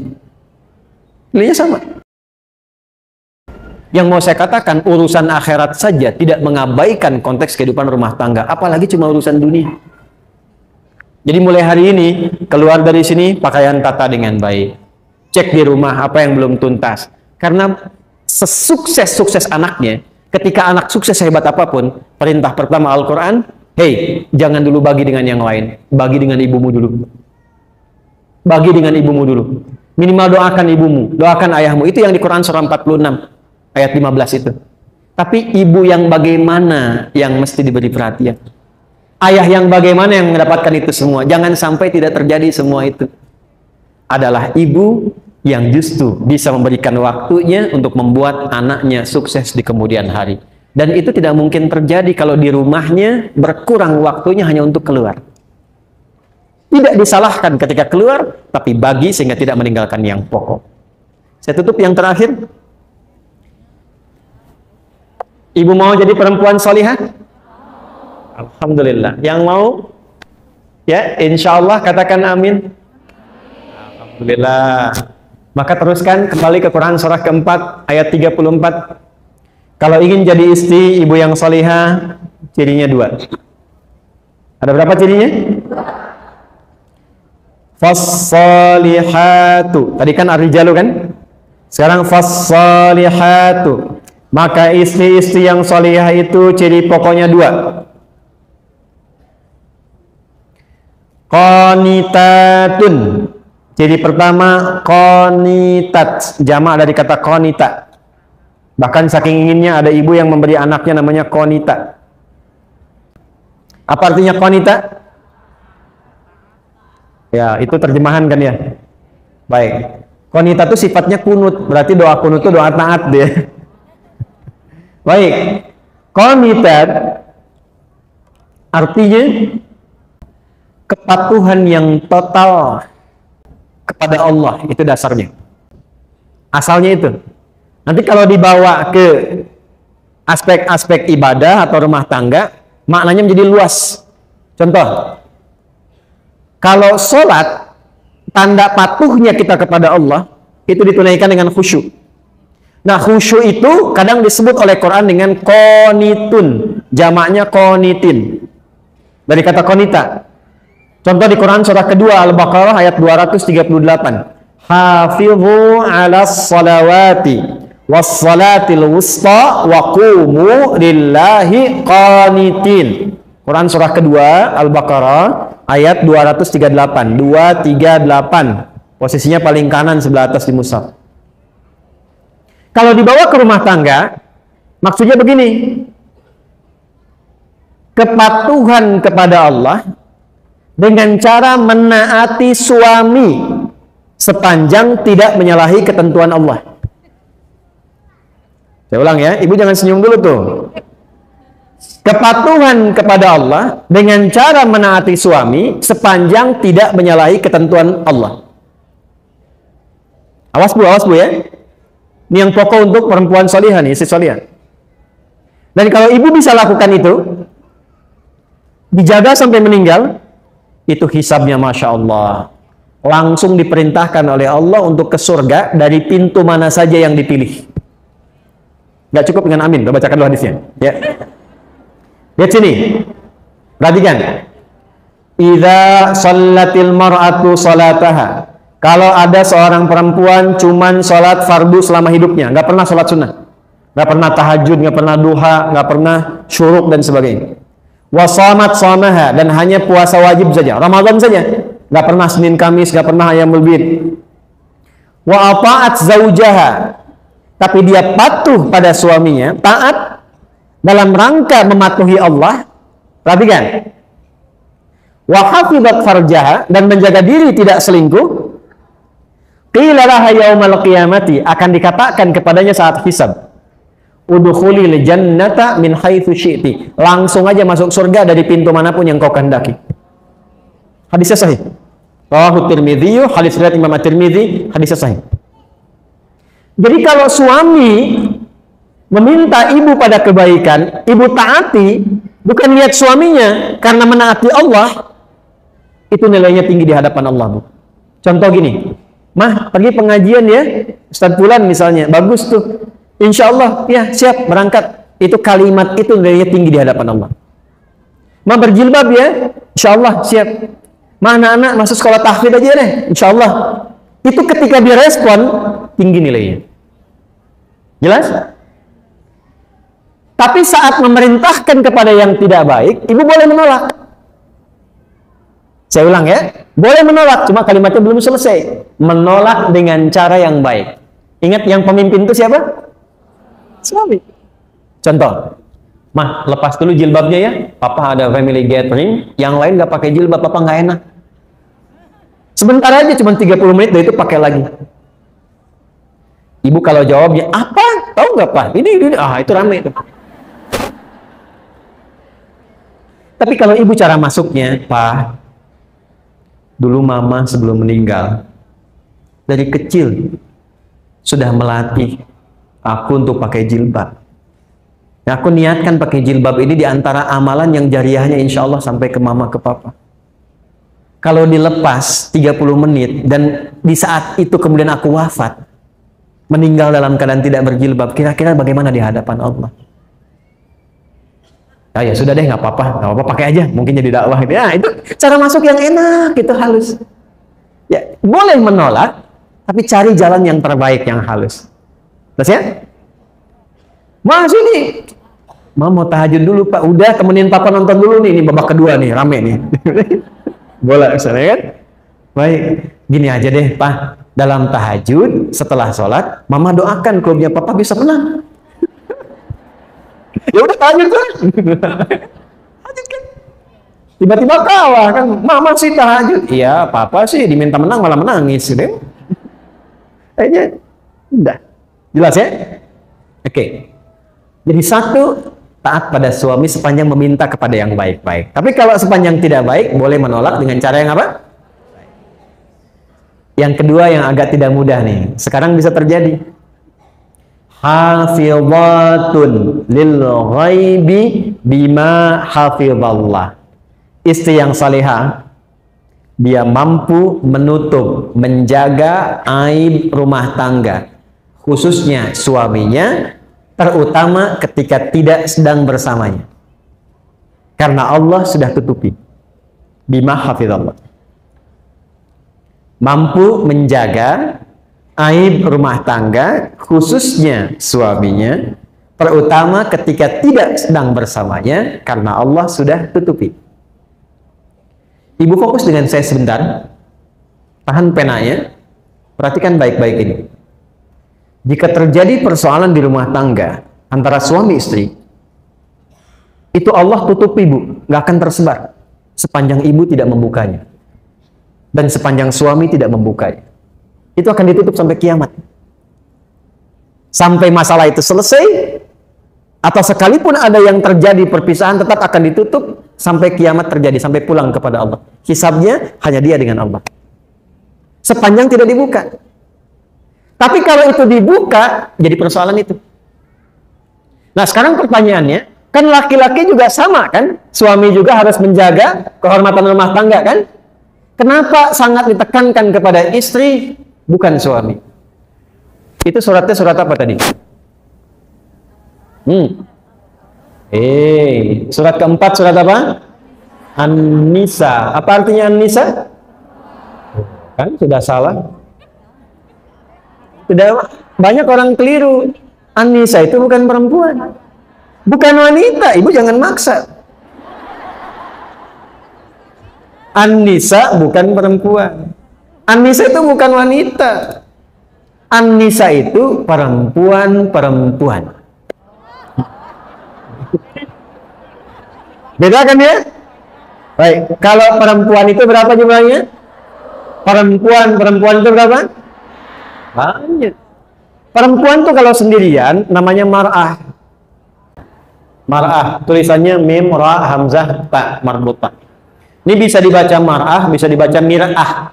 Kalau mir'ah itu cermin. Ya, makanya perempuan sering dekat dengan cermin. Ya, orang Arab bilang al-mar'atu kal mir'ah. Perempuan itu seperti cermin. Makanya kan ibu senang kan cermin, di rumah dan lihat cermin, dari mobil lihat spion lagi, masuk masjid lihat kaca nako masjid baca lagi, nggak apa-apa, dicek di tasnya pun ada cerminnya juga, gitu, minimal handphonenya kan, nggak apa-apa, itu fitrah bawaan biasa. Mar'ah itu nanti sifatnya muru'ah. Muru'ah itu sifat yang senang menjaga kehormatan. Makanya perempuan itu senang tampil terhormat, jaga rapi, tertib. Bedakan Bu, kalau saya laki-laki keluar pakaian agak lecek sedikit, biasa. Tapi kalau kelihatan istri, stop. Setrika dulu. Rapi dulu. Itu fitrah, perempuan itu biasa. Tapi ingat, perempuan itu seperti cermin. Ibu tahu cermin? Tahu ya? Cermin kalau dilempar, misalnya sampai pecah, bisa nggak dirangkai lagi? Jangan salah, bisa. Bisa dirangkai lagi, cuma tak mampu memantulkan bayangan yang sempurna. Nah, sifat perempuan itu sama dengan cermin. Kalau dia terlukai, itu bisa cepat memaafkan, tapi sulit melupakan apa yang dialami. Ya kan? Punya masalah tahun 2022, tapi kalau diungkit kejadian listrik tahun 98 muncul lagi kan? Iya. Jadi itu fitrah Bu, biasa gitu. Masalah satu keluar 1000 itu biasa. Kenapa sih Pak gini-gini? Dulu kan Bapak dulu kan, padahal masalahnya sekarang kan. Nah itulah mar'ah. Tapi kalau banyakan laki-laki itu masih konsisten jamaknya, rajul jamaknya rijal. Kalau perempuan beda, sendirian dia mar'ah, banyakan dia nisa.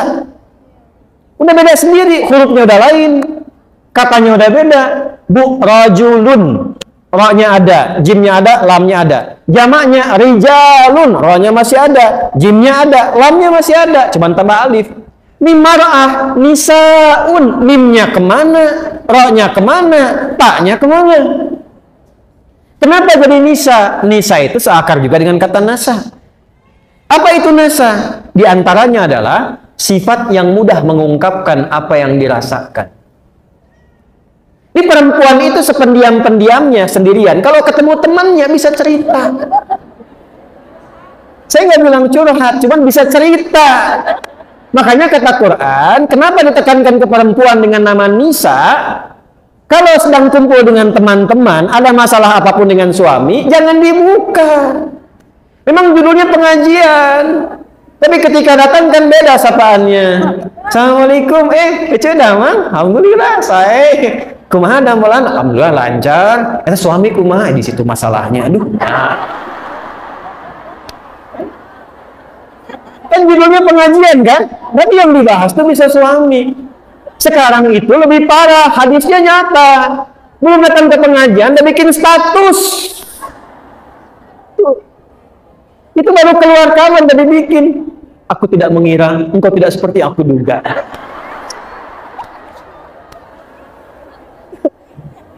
Terus yang menyebalkan itu ditungguin komennya, dilihat siapa yang komen. Teteh kenapa? Ya. Itu terjadi tidak? Halo, terjadi tidak? Pakai jilbab aja bikin status. Sudah sampai TSM, tinggal menunggu Ustad. Ayo, ayo. Tuh, kan? Hadisnya betul tidak? Qurannya betul tidak? Berarti ibu semua butuh healing. Kan? Jelas ya? Tuh. Itu tuh sederhana Bu, tapi dalam sekali. Dan itu nanti di Ali Imran tuh lebih dalam lagi. Akan membuat kalau itu dipertahankan, boleh kok Bu. Pasang status itu boleh. Ibu kalau di situ setiap hari cantumkan satu hadis tentang perempuan, ayat tentang perempuan, dibaca oleh teman ibu jadi pahala. Ya. Tapi kalau TSN mendung langsung bikin status, apa gitu? Itu kata Quran tipikal orang sakit. Wa idza ja'ahum amrun minal amni awil khaufi adza'u bih. Dan tipikal orang yang kurang sehat itu, yang butuh healing itu, apapun situasi yang dialami, dia langsung broadcast. Bahasa Quran. Jajan bakso enak, broadcast. Ya, kurang bayar, broadcast. Ini awis bakso di dia, ayeuna ceklik di Instagram. Tuh, muncul. Betul kan? Tuh, butuh healing semua tuh. Paham ya sampai sini ya? Apa obatnya? Sudah. Lihat sini. Yang menciptakan kita siapa? Yang tahu tentang kita siapa? Maka healing terbaik kembalilah kepada Allah. Tubu ilallahi taubatan nasuha. Tubuh itu kembali, taubaturnya kembali, balik ke Allah. Biasanya healing itu kaitannya lebih banyak dengan penyakit hati. Lebih banyak. Hati itu marad penyakitnya. Fi qulubihim. Obatnya disebut dengan syifa. Saya ulangi, obatnya disebut dengan apa? Maka kalau ingin mendapatkan healing, kembali kepada Allah mencari syifa, maka cari ayat-ayat dalam Al-Quran yang terkait dengan syifa. Contoh, buka Quran surat 17, ini penutup di akhir. Ayat ke-82, Quran surah 17 ayat 82. Wa nunazzilu minal Qur'ani ma huwa shifaa'un wa rahmatun lil mu'minin. Wa nunazzilu minal Qur'ani ma huwa shifaa'un wa rahmatun lil mu'minin. Wa la yazidul zalimina illa khasara. Dan kata Allah, demi keagunganku, aku turunkan ayat-ayat Quran itu menjadi syifa. Maaf Bu, Ibu, Bu, Quran itu syifa. Qurannya sendiri syifa. Jadi kalau sedang gelisah, ada persoalan, curhatnya ke Allah Bu. Nabi Yakub tahu? Pernah dengar Nabi Yakub? Ayahnya siapa? Nabi Yakub ayahnya siapa? Nabi Yusuf. Punya masalah dengan anak-anaknya yang punya masalah. Curhat. Beliau curhat. Curhatnya pada siapa? Innama ashku bathi wa huzni ilallah. Sama Allah. Ibu bangun tahajud, minta sama Allah. Minta anaknya disentuh, berikan kebaikan, kemuliaan. Itu akan cepat. Dan kalau curhat ke Allah pun jangan dibikin status di media sosial. Tolong aminkan ya. Yang suka like ya. Salat 2013, sekitar 2012-2013, saya awal-awal pulang dari Tripoli. Ini kisah nyata. Seorang ibu datang dari kejauhan, wajahnya sendu, air matanya hampir tak terbendung. Beliau datang, Ustaz, anak, bahasa kita yang paling gampangnya, anak saya yang saya kandung, saya lahirkan, sulit sholatnya. Bagaimana amalannya? Dah Bu, udah lama tidak? Cukup lama. Ibu udah ingatkan berkali-kali. Ibu pulang sekarang. Malam ibu sholat. Tapi di samping tempat tidur anak ibu. Ibu bermohon kepada Allah. Minta aja dengan bahasa ibu, ya Allah, ini anak yang kau titipkan kepadaku, dilahirkan di rahimku, dipertanggungjawabkan olehku sampai dengan aku berpulang. Mohon jadikan ya anak yang soleh, rajin menunaikan sholat, dan ringankan hisabku di akhirat nanti di hari kiamat. Ibu minta aja, ntar hari ketiga ibu kesini lagi. Nggak usah diingatkan lagi, ibu nggak usah bilang sama anak, lakukan itu aja. Hari ketiga pulang sini lagi datang. Tahu apa yang terjadi? Ini kisah nyata, saya tidak menceritakan yang fiktif. Hari ketiga, pagi-pagi sekitar jam 7 kurang sedikit, dari kejauhan panggilan begitu kencang, Ustadz, bawa nasi uduk. Anak saya udah sholat. Kok bisa Bu? Jadi tepat di malam yang ketiga itu, anaknya bangun, dia berdiri, langsung dia kejar, dia peluk ibunya, dia menangis. Mama, maafkan aku, katanya kan. Maafkan aku. Ibunya pun ikut nangis. Aku kan selama ini nggak sholat karena mama kan dulu juga nggak sholat. Bapak juga sibuk begitu. Keluarlah kalimat itu. Maka keduanya saling bermaafan, saling berpelukan dan sebagainya. Di situ berjanji anaknya untuk menunaikan sholat. Bahkan datanglah kalian ke pesantren, kami siapkan murid untuk membimbing. Dia bukan hanya sholat tapi menghafal Quran. Sejak saya tinggalkan itu sudah 3 juz, mungkin sekarang sudah 30 juz. Dari anak yang tidak sholat menjadi penghafal Quran. Itu. Ini banyak sekali persoalan yang healingnya itu justru saat dihempaskan di atas sajadah itu. Bukan saat dihempaskan di media sosial. Ya, jadi kalau ibu mau curhat, cari yang solutif. Minta kembali kepada Allah. Ibu punya masalah dengan suami, wudu, ambil mushaf, baca Quran. Setidaknya ada ketenangan. Kalau sudah hati tenang, komunikasinya enak. Kadang-kadang nggak pernah tuntas itu karena dibawa dengan kegelisahan. Akhirnya yang muncul ego, yang muncul kehebatan, lupa kalau dua-duanya itu hamba yang akan berpulang kembali pada Allah Subhanahu wa Ta'ala. Jadi healingnya gunakan dengan pemilik kita, kembali kepada Allah, bangun konektivitas, dekati Allah Subhanahu wa Ta'ala. Kita punya sholat, kita punya Quran, ya, kita punya doa, gunakan semua itu untuk membangun konektivitas kepada Allah. Membangun koneksi disebut dengan zikir namanya. Sebut dengan apa? Maka semua amalan tadi di Quran disebut dengan zikir. Karena itu nanti ada zikir-zikir khusus Bu, yang menenangkan hati itu. Ya muqallibal qulub, tsabbit qulubana ala dinik, ala imanik, alal islam. Dan zikir-zikir yang lainnya. Minimal Bu ya, Bu, rajin istighfar. Ini amalan saya ijazahkan dari Quran. Menjelang subuh, bangun sebelum subuh, misalnya 5 menit sebelum subuh aja, rajin istighfar. Itu Allah akan jaga. Insya Allah dijaga, hartanya stabil, anaknya sehat. Karena itu janji Allah di Quran surat Nuh. Faqultu astaghfiru rabbakum innahu kana ghaffara yursilis samaa'a 'alaikum midrara wa yumdidkum bi amwalin wa banina. Jadi anak akan dijaga, suami dijaga, harta dijaga, kehidupan berkah, nyaman. Dan kenapa sebelum subuh? Itu amanah di Quran surah 51 di ayat ke-18. Wabil ashari hum yastaghfirun. Siap Bu ya?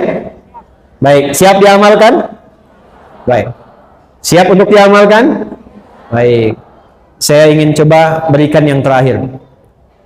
Saya berikan doa, insya Allah kalau Ibu amalkan ini singkat padat. Tapi kalau Ibu bisa amalkan, insya Allah akan cepat berubah. Ya. Allahumma paksain. Ayo catat, ayo rekam, ayo. Ayo catat, ayo rekam, nggak apa-apa, ayo rekam. Ayo silakan. Allahumma paksain. Ya, mulai sekarang paksa diri sendiri ya. Paksa untuk tahajud, paksa untuk baca Quran. Anak paksa dulu untuk berjilbab dengan cara yang baik. Jelas? Paham? Quran surah ke-5 Al-Maidah ayat 100 sampai 101. Ya ayyuhalladzina amanu la tas'alu an asya'a in tubdalakum tasukum. Hei orang-orang yang beriman semuanya tanpa kecuali. Ibu beriman tidak? Berarti ayat ini untuk ibu ya. Hei orang-orang yang beriman, jika, perhatikan baik-baik, Quran surah 5 Al-Maidah ayat 100 sampai 101. Fokus di 101-nya nanti. Fokus ya ayyuhalladzina amanu, fokus 101-nya. Ya ayyuhalladzina amanu la tas'alu an asya'a in tubdalakum tasukum. Hei semua yang beriman, jika uraian sudah sampai dijelaskan, dipahami, maka jangan banyak ditanyakan lagi. Banyaknya pertanyaan itu akan menjadikan yang jelas menjadi tidak jelas. Paham? Beriman tidak? Jelas? Ada pertanyaan? Alhamdulillah. Baik. Pertama saya minta maaf dari selama waktu mengajar sampai hari ini tentu banyak salah. Saya akui banyak salah, mohon dimaafkan. Mohon doa agar Allah mengampuni dosa-dosa kami dan keluarga. Kemudian terima kasih atas doa-doa ibu sekalian, bapak juga mungkin ada di luar. Kami dikaruniai anak yang kelima, anak perempuan namanya Amira Rafi'ati Muslimah. Rafi'ah Muslimah itu dua neneknya disatukan, gitu ya. Amira putri kecilku, mudah-mudahan taat kepada Allah dan ditinggikan derajatnya, dan akan akikah. Jadi esok subuh itu saya harus segera kembali, karena pada subuh akan proses akikah. Saya tahnik dan saya ke Bandung lagi untuk pembukaan acara jam 10 besok. Karena itu, apa hubungan dengan taklim hari ini? Maksud saya akan langsung mohon izin untuk bersiap untuk kembali ke Bekasi, dan kita akhiri dengan doa. Mudah-mudahan dengan doa ini healing yang kita harapkan diberikan cepat oleh Allah Subhanahu wa taala. Alhamdulillahirabbil alamin, arrahmanir rahim, maliki yaumiddin, iyyaka na'budu wa iyyaka nasta'in, ihdinas siratal mustaqim, siratal ladzina an'amta 'alaihim ghairil maghdubi 'alaihim waladdallin. Allahumma salli wa sallim wa barik ala habibikal karim rasulikal mustafa al-amin sayyidina Muhammadin wa ala alihi wa sahbihi ajma'in. Allahumma rabbana la tada' lana fi maqamina hadha wa fi kulli maqamin dhanban illa ghafarta. Ya Allah, jika di masjid ini atau di sekitarannya ada hambamu yang dilumuri oleh dosa sebesar apapun, jangan biarkan dia pulang sebelum Kau ampuni dosa-dosanya. Wala hamman illa farajtah, jika ada di antara kami yang tengah merasakan kegelisahan dalam hidupnya, jangan biarkan ia pulang kecuali Engkau telah tenangkan keadaan hati. Wala asiran illa yassartah, ya Allah Engkau maha mengetahui. Di antara kami boleh jadi ia datang membawa kesulitan, baik di rumah tangganya, kehidupan sosialnya, pekerjaannya. Dengan keikhlasan ibadah dan niatnya, maka mohon ya Allah, hilangkan, angkat, dan jadikan kesulitannya berubah menjadi kemudahan. Allahumma wala maridan illa syafaitah. Jika ada di antara kami atau kerabat kami, keluarga kami, ya Allah, Engkau uji dengan penyakit seberat apapun, maka mohon angkat dan sembuhkan penyakitnya. Allahumma ya arhamar rahimin, ij'al baqiyata hayatina hayatan thayyibah wa akhir wafatina husnul khatimah. Ya Allah, jadikan sisa hidup kami yang kami akan lalui lebih baik daripada sebelumnya. Kami mengakui banyak berbuat salah, berbuat maksiat. Boleh jadi anak-anak berbuat salah maksiat karena perilaku orang tuanya, maka mohon ampun dosa-dosa kami ya arhamar rahimin. Ya Allah, ya Rabbal alamin. Allahumma ya arhamar rahimin, jika ada sisa kehidupan bagi kami, jadikan hidup kami lebih baik dari sebelumnya. Dan bila pun kami mesti wafat di hari ini, waktu ini, maka jadikan waktu pulang kami sebagai husnul khatimah. Tawaffana muslimin wa alhaqna bis salihin ma'al ladzina an'amta 'alaihim minan nabiyyin was-siddiqin wasyuhada'i was-salihin wa hasuna ulaika rafiqa. Ya Allah, jadikan teman hidup kami teman-teman yang baik, tetangga kami tetangga yang baik, kerabat kami kerabat yang baik, dan jadikan tempat pulang kami berkumpul bersama orang-orang yang baik dengan Rasulullah sallallahu alaihi wasallam, para nabi, para rasul, orang-orang baik, orang syuhada, orang jujur, orang-orang soleh yang telah Engkau pilih dan berkehidupan di dunia ini. Rabbana alif baina qulubina bittaqwa wa jannibna minat tafraqah. Ya Allah, satukan keislaman kami dengan nilai-nilai takwa. Jauhkan kami dari perpecahan. Wahfad baldatana Indonesia waj'alha baldatan thayyibatan wa anta tardaha. Jadikan negeri kami Indonesia negeri yang adil, makmur, baik. Jaga negeri kami ya Allah dan jauhkan dari perpecahan. Wahfad ulama'ana waj'alhum mukhlasin, dan mohon jaga ulama kami, para ulama kami, dan jadikan mereka ikhlas dalam dakwah mereka karenamu ya arhamar rahimin.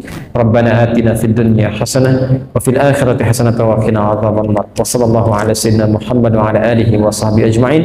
Wa akhiru da'wana subhanakallahumma wa bihamdika nashhadu an la ilaha illa anta nastaghfiruka wa natubu ilaik. Walhamdulillahi rabbil alamin. Terima kasih, mohon maaf. Assalamualaikum warahmatullahi wabarakatuh.